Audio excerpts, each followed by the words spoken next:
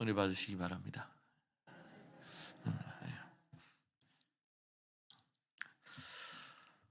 하나님께서는 왕을 세우시기도 하고 폐하시기도 하는 분이십니다.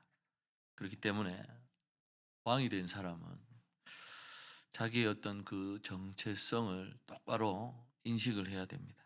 그래서 하나님 앞에 겸손하게 엎드려서 그 두려운 마음으로 백성을 잘 섬긴다면 그의 날이 깁니다. 길 것입니다. 그러나 분수를 모르고 하나님을 무시하고 대적하면 종말을 맞게 되는 것입니다. 이것은 역사 이래로 하나님께서 만드셨던 마치 법과 같은 그러한 상황이었기 때문에 권세를 가졌던 대부분의 왕들은 그러한 부분들을 인식하지 못했던 것 같습니다. 사람이 누구나 그렇지 않습니까? 밑에서부터 서서히 계단을 밟아서 어떤 직임에 이르기까지 최대한의 노력과 성실하게 일을 이끌어 나아갑니다만은 그 직위에 이르렀을 때 그 사람이 변하지 않을까라는 그러한 의심을 누구도 하지 않습니다. 왜냐하면 나는 그러지 않으리라. 밑에서부터 보아왔던 여러 가지 불합리하고 모순되고 잘못된 부분들을 자기는 그 자리에 갔을 때 그렇게 하지 않으리라 라고 다짐하며 올라가겠죠. 근데 올라가서 지금까지 누리지 못했던 어떤 그 권력, 최고의 권력이라고 할 수 있겠죠. 왕이라고 한다면 그렇게 되었을 때에 과연 변하지 않을 사람이 몇 명이 있을까라는 것입니다. 저는 사실 개인적인 의견입니다만 없다고 봅니다. 자리가 직분이 사람을 만든다는 말이 있는 것처럼 그 자리에 오게 되면 사람의 마음속에 드는 어떤 욕심 또 교만의 그 끝이 과연 어디인지 우리는 한번 생각해 보게 될 것입니다. 다니엘서를 보면서 지금까지 보아왔던 한 임금이 있습니다. 대표적인 임금, 그 임금에 대해서 오늘도 기록을 하고 있습니다. 왜 하나님께서는 그럼 이렇게 다니엘을 통해서 이러한 기록을 남기셨을까라는 것입니다. 안티오쿠스라는, 이제 많이 들으셔서 외우실 때도 되셨을 것 같은데, 그 임금, 그 누구보다도 잔혹했고 또 교만했던 그러한 임금이었습니다. 오늘 본문 36절에서 39절에 그에 대한 평가가 나옵니다. 이름을 자기가 에피파네스라고 지었습니다. 뜻은 신의 현현, 신이 나타났다라는 그런 뜻입니다. 자기를 통해서 신이 나타났다. 그 뜻은 결국 자기가 신이라고 하는 것입니다. 그 당시 사람들은 가장 큰 신이라고 하는 제우스 신을 섬겼습니다. 그리고 본문에 나오듯이 여자들이 흠모하는 것이 무엇인가? 부활한 신인 담무스를 가리킨다는 말도 있는 것처럼 여러 가지 그 당시에 많은 신들이 있었습니다. 그런데 이 안티오쿠스 임금은 나는 오로지 제우스만을 섬긴다라고 하면서 다른 신들은 돌아보지 않았습니다. 그것이 무엇을 뜻하겠습니까? 그만큼 자기 자신의 어떤 위치에 최고의 권력을 가진 자로서의 교만과 그러한 부분이 나온다라는 것이죠.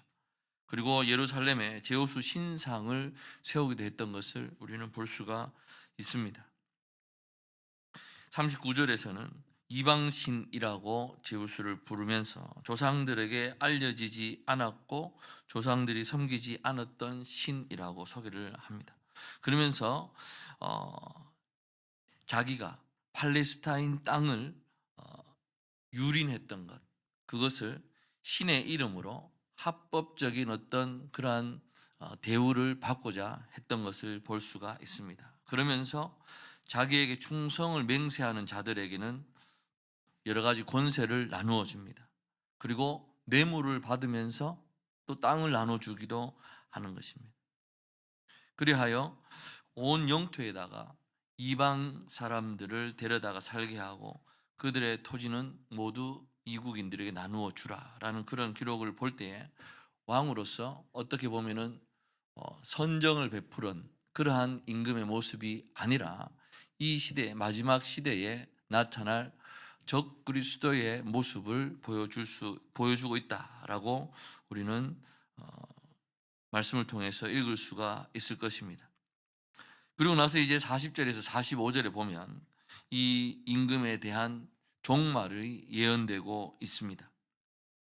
물론 다니엘서를 이 공동체가 읽을 시점에서는 39절까지의 말씀은 다 이루어졌습니다만 이 왕이 어떻게 죽을 것인가에 대한 마지막 부분에 대해서는 기록이 되어 있지 않았습니다. 그런데 40절에 이제 종말의 마지막 때에라고 하면서 그의 마지막이 어떻게 될 것인가를 기록하고 있습니다. 그 당시 신실했던 믿음의 사람들이 가장 듣고 싶었던 소식이 무엇이었겠습니까? 이 임금이, 이 왕이 죽는다라는 그 소식이 아니었겠습니까? 그래서 북방에서부터 팔레스타인을 거쳐 애굽까지 세력을 넓히면서 내려왔던 이 왕이 다시 한번 북과 남의 대결을 하게 됩니다. 그러면서 물이 넘침같이 지나간다는 말, 이사야의 어떤 그 예언을 연상시키는 그런 표현인데요. 이 과정에서 안티오쿠스 이 임금이 다시 돌아가면서 유다 땅으로 진입해서 많은 살상을 저지를 것을 가르쳐주고 있습니다. 그런데 그 가운데서도 보면 모든 사람들이 다 죽지 않습니다. 살아남는 사람들이 있는 것을 봅니다. 애굽은 정복이 되고, 그리고 그 유다의 철천지 원수라고 할 수 있는 에돔, 모압, 암몬 자손의 지도자들은 살아났습니다. 그 이유가 무엇이겠습니까? 그와 협력하였기 때문일 것입니다. 그래서 애굽의 모든 금, 은, 보물이 왕의 차지가 될 것이고 애굽 주변의 나라, 다시 말해서 리비아와 또 구스와 같은 그러한 땅도 그의 손에 들어갈 것이라고 기록을 하고 있습니다. 그런데 이제 권세와 영토 확장의 이 절정인 측면에서 그의 종말의 소식이 돌아오고 있습니다. 히스기야 왕을 쳐들어왔던 그 아수르를 기억하시죠? 그때 사네립이 겪은 일과 유사한 그러한 일입니다. 이사야 37장 7절에 보면 히스기야가 이제 주님 앞에 기도를 합니다. 기도를 하면서 하나님 이 나라를 살려주시옵소서. 그때 주님께서 이사야 선지자를 통하여서 말씀하십니다. 37장 7절에서 보라 내가 영을 그의 속에 두리니 그가 소문을 듣고 그의 고국으로 돌아갈 것이며 또 내가 그를 그의 고국에서 칼에 죽게 하리라 하셨느니라. 그래서 사네립은 이유 모르는 가운데서 돌아가게 됩니다. 돌아가서 죽음을 당하게 되는 것입니다. 이 에피파네스가 이제 자기의 고향인 동북 지방에서 들려오는 소문, 반란이 일어났다는 소문을 듣습니다. 그래서 다시 이제 말 고삐를 돌리게 됩니다. 번민하고 분노한 이 임금이 돌아가서 많은 이들을 죽이고자 그렇게 합니다만 성공하지 못하고 죽음을 당하게 됩니다. 그것이 어디냐? 역사에는 지중해와 예루살렘 사이 그 어느 지역에서 죽음을 당했다라는 그러한 이야기도 있고요. 또 그의 죽음에 관해서 다양한 이야기들이 많이 있습니다. 속임수를 당해서 부하에게 죽임을 당했다. 또는 유다로 진격하려다가 병을 얻어서 죽었는데 죽을 때는 또 회개하고 죽었다라는 등의 다양한 기록들이 많이 있습니다. 역사의 자료들마다 이 임금에 대한 역사와 해석이 섞여 있습니다. 그러나 그 역사의 기록들 가운데에서 이에 대한 좋은 평가는 있지 않습니다. 다니엘서는 이 안티오쿠스 4세가 하나님이 부여하신 권세를 남용했고 그리고 신성 모독을 일삼다가 이전의 그 왕들처럼 다시 말해서 악행을 저지르고 또 그 권력 앞에 멸망할 수밖에 없었던 그 왕들처럼 절정의 권세에서 죽으리라는 그 예언이 성취되었다라고 기록을 하고 있습니다. 그의 종말이 이르리니 도와줄 자가 없으리라 라고 45절에 기록하고 있습니다. 그래서 7장부터 11장까지 이제 일어날 400년 후에 그 역사에 대해서 기록을 하면서 과연 성도들이, 믿는 자들이 어떻게 살아가야 할 것인가를 말씀을 했습니다.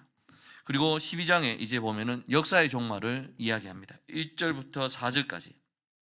그때에 내 민족을 호위하는 큰 군주 미가엘이 일어날 것이요. 11장은 안티오쿠스라는 왕의 종말을 얘기하면서 11장을 마감했고요. 12장은 이제 전체적인 역사의 종말을 다루고 있습니다. 역사의 종말에 관한 하나님의 계시를 선포한다라고 볼 수가 있습니다. 그래서 우리가 많은 잘 아는 3절에 지혜 있는 자는 궁창의 빛과 같이 빛날 것이요 많은 사람을 옳은 대로 돌아오게 한 자는 별과 같이 영원토록 빛나리라. 말씀 좋아하지 않습니까? 그런데 이 말씀 앞에 보면은 1절에 보시면 개국 이래로 그때까지 없던 큰 환란이 일어날 것이다 라고 기록하고 있습니다. 그리고 그때의 내 백성 중에 책에 기록된 모든 자가 구원을 받을 것이라. 구약 성경에서 처음으로 사람들의 부활에 대한 기록이 언급되고 있습니다. 물론 앞에 이사야 26장 19절에 보면 민족에 대한 민족의 부활을 언급한 구절은 있습니다. 이사야 26장 19절에 주의 죽은 자들은 살아나고 그들의 시체들은 일어나리이다. 티끌에 누운 자들아 너희는 깨어 노래하라. 주의 이슬은 빛난 이슬이니 땅이 죽은 자들을 내놓으리로다 라는 구절이 있는데, 이제 다니엘서 12장에 보면 2절 말씀에 땅의 티끌 가운데에서 자는 자 중에서 많은 사람이 깨어나 영생을 받는 자도 있겠고 수치를 당하여서 영원히 부끄러움을 당할 자도 있을 것이며, 구약 성경을 쭉 읽어보시면 아브라함부터 시작해서 우리 믿음의 선조들이 과연 부활신앙을 가지고 있었을까라는 의문을 한번 가져보기도 합니다. 왜냐하면 그 당시 사람들은 죽어서 부활한다라는 그런 의식이 그 당시 사람들에게는 없었습니다. 그들은 그저 이 땅에서의 삶을 하나님과 더불어 살다가 죽으면은 땅에 묻히고 하나님 아버지께로 돌아간다라는 그러한 생각을 가지고 있었던 것입니다. 그런데 이러한 포로기를 겪고 환란기를 겪으면서 그 당시에 중동 지방에 있었던 많은 다른 종교들과의 그러한 관계 속에서 생겨나는 그러한 신앙이 바로 부활 신앙이었습니다. 이러한 가운데 지금 이 현실의 내 삶이 너무나 어렵지 않습니까? 근데 이렇게 살다가 죽으면 너무나 내 인생이 무의미하고 아깝지 않나라는 생각을 하게 됩니다. 그러면서 이제 메시아에 대한 기대를 갖게 되는 것이죠. 메시아가 이 땅에 오시면 지금 우리의 상황을 풀어주시고 묶였던 것을 풀어주시고 그리하여 진정한 자유의 그러한 나라 속에서 우리가 살아갈 수 있지 않을까라는 그러한 희망을 가지게 되는 것입니다. 그런 가운데 말씀대로 예수님께서 이 땅에 오셨고 우리 죄를 위해서 십자가에 돌아가시고 부활하신 사건이 일어나는 것입니다. 그래서 그러한 십자가의 고난과 부활을 우리가 알고 있지만 그 앞에 다니엘서에서는 기록하기를 개국 이래로 이 세상이 만들어진 이래로 한 번도 없었던 환란이 있을 것이다 라고 분명히 기록하고 있습니다. 그러면서 그 환란 속에서 내 백성 중에 기록된 모든 자가 구원을 받을 것이다. 그러한 삶을 어떻게 이겨 나갈 것인가 라는 것을 말씀해 주고 있습니다. 3절에 지혜 있는 자는 궁창의 빛과 같이 빛날 것이고 많은 사람을 옳은 대로 돌아오게 한 자는 별과 같이 영원토록 빛날 것이다. 두 가지 영광을 이야기합니다. 지혜로운 자 그리고 다른 많은 사람을 옳은 대로 돌아오게 하는 자. 그래서 그들의 그 사역을 통해서 영광을 받을 것이다 라고 이야기하고 있습니다. 환란에 직면해서도 하나님의 백성은 신실하게 하나님과 그 말씀에 직면해서 그 말씀을 지키기 위해서 노력을 해야 할 것입니다. 물론 지혜로운 자들은 자신들만이 영광에 참여하는 것이 아님을 압니다. 그리하여서 이스라엘 백성이 이 영광스러운 자리에 참여할 수 있도록 그들을 가르치고 또 순교를 각오하면서 신실한 신앙인의 자리에 서도록 촉구를 하고 있는 것입니다. 4절에 보시면은 다니엘에게 말씀하십니다. 마지막 때까지 이 말을 간수하고 이거를 봉함하라. 많은 사람이 빨리 왕래하며 지식이 더하리라.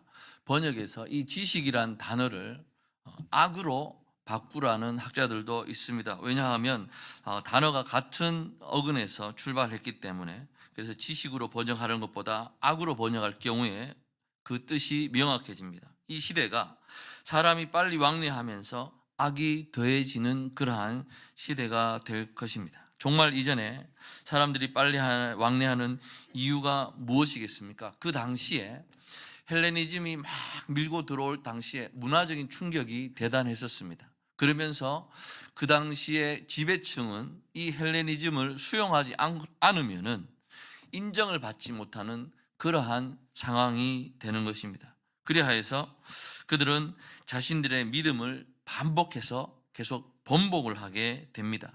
헬레니즘과 타협한 그러한 배교주의가 이제 피어나게 되는 것이죠. 그리고 마지막이 가까워질수록 악의 세력은 더욱더 강성해질 것이다 라고 하는 것입니다. 그렇기 때문에 사람들은 목숨을 건 어떻게 보면은 말씀 중심의 신앙보다 이 목숨을 유지하면서 신앙을 오히려 포기하는 배교의 길을 걸어갈 것이다 라는 것을 이야기하는 것입니다. 그렇기 때문에 사람들을 옳은 길로 인도하는 지혜 있는 자의 역할이 날로 더 커져갈 것인데 과연 그러한 사람들이 몇이나 될 것인가 라는 것입니다.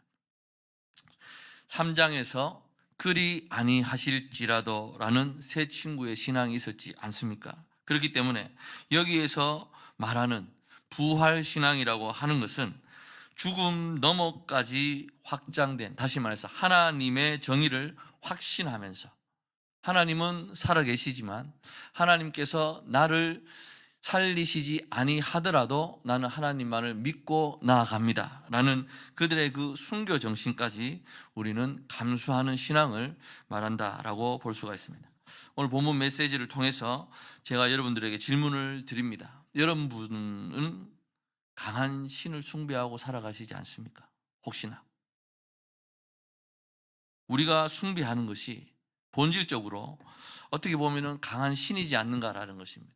예수는 믿습니다. 하나님을 인정하고 우리의 삶 속에서 주님과 동행한다라고 하지만 오늘날 우리 역시 자본주의라는 이러한 체제 속에 살아가면서 재물과 부가 내 모든 삶의 이유처럼 되어버린 그러한 시기가 되었습니다. 자식들을 키우시지 않습니까? 학원 보내시지 않습니까? 공부 열심히 하라고 하지 않습니까?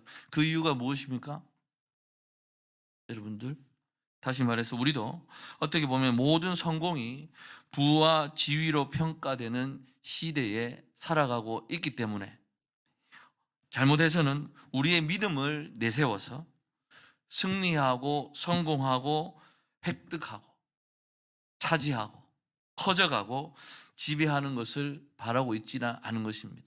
잘 포장해서 하나님을 위한 일이기 때문에 해야 된다라고 말은 하지만 그 안에 감추어져 있는 우리의 욕심, 저와 여러분의 욕심과 욕망이 과연 무엇일까라는 것입니다. 그렇기 때문에 그러한 경우에는 십자가의 예수가 아니라 크고 승리하며 정복하는 어떤 다른 강한 신을 우리가 섬기고 있는 것일 것입니다. 그렇기 때문에 우리 역시도 과연 나의 삶의 주인이 누구이신가 라는 것을 늘 돌아보아야 할 것입니다. 악인의 종말은 참으로 한순간임을 볼 수가 있습니다. 이 왕이 미워서 죽기를 바랬지만 죽을 것 같지 않았던 그러한 현실 속에 하나님께서 간섭을 하셔서 하나님의 계획 가운데 갑자기 역사에서 사라지게 되는 것을 볼 수가 있습니다. 그렇기 때문에 우리는 어렵고 힘든 상황 속에서 믿음으로 악이 순식간에 끝날 것을 우리는 믿습니다. 비록 그 시간이 길다 할지라도 하나님 앞에서는 순식간임을 기억하시기 바랍니다. 그리고 지혜 있는 자는 궁창의 빛과 같이 빛날 것이다. 지혜 있는 자가 되기 위해서 노력하시기 바랍니다. 그 지혜가 무엇이겠습니까? 하나님께서 주시는 참 지혜이기 이전에 우리의 노력이 100% 분명히 들어가야 된다는 것을 기억하시기 바랍니다. 그래서 그들이야말로 하늘의 별과 같이 찬란하고 눈부신 존재들로 나중에 주님과 함께 하겠습니다만, 어렵고 힘든 이 시기를 살아가시려면 정말로 각오를 하셔야 될 것입니다. 제가 어렸을 때부터 이 적그리스도에 대해서 들었습니다. 초등학교 4학년, 5학년 때인데요.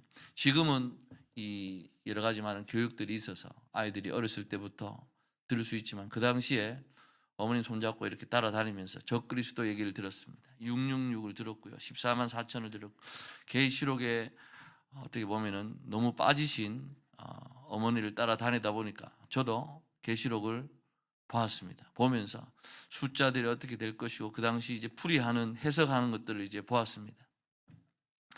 40년이 지났는데요. 그때나 지금이나 해석이 별 차이가 없습니다. 시대가 발전했고, 또 그러다 보니까 주위에서 주장하는 그러한 주장들에 현혹되어서 쫓아다니는 그러한 성도들도 있는 것 같습니다. 물론 걱정이 되겠죠, 종말이. 그러나 우리에게 하나님께서 요구하시는 것이 무엇입니까? 지금 있는 이 자리에서 변함없이 흔들리지 말고 하나님 붙들고 가라라는 것입니다. 말씀에 이것이 무엇을 의미하는지, 이 시대에 어떻게 나타날 것인지를 우리가 알려고 하는 것보다 하나님께서 우리에게 요구하시는 것이 무엇인지를 알아야 할 것입니다. 종교라는 영어 단어가 religion입니다. 그것은 라틴어 렐리고라는 단어에서 나왔는데, 의미가 뭐냐면 무언가를 다시 묶다라는 뜻입니다. 그러니까 믿는 대상과 나를 연결한다는 것입니다. 적그리스도하고 나를 묶어버리면 우리의 인생은 종말에 가서 심판을 받고 지옥으로 떨어져 버릴 수밖에 없는 것입니다. 그러나 예수님과 나를 다시 한번 연결시킨다면 부활의 영광에 우리가 동참하게 될 것입니다. 여러분들은 이 시대가 앞으로 몇 년 더 갈 것이라 생각하십니까? 100세 시대이기 때문에 저도 50년 더 살지 않을까라는 생각을 해봅니다만, 그러면 은찬이가 59입니다. 그런데 과연 그때까지 예수님이 오시지 않고 계실까라는 어떤 그러한 고민을 안 했으면 좋겠습니다. 내일 당장 지구의 종말이 온다 할지라도, 내일 예수님이 오신다 할지라도 과연 나는 주님 앞에서 부끄럽지 않을까라는 그러한 생각을 가지고 하루하루를 열심히 살아가는 것, 그것이 바로 주님께서 우리에게 원하시는 것이라고 생각을 합니다. 자녀들을 잘 붙드시기 바랍니다. 시집가고 장가가고 나더니 부모님 말씀 안 듣고 바쁘다는 핑계로 돈을 벌어야 된다고, 또 손자 손녀들 키워야 된다는 핑계로 신앙생활 제대로 하지 않는 자녀들이 있지 않습니까? 기도하시고 그들을 계속 권면하시고, 제가 말씀드렸죠.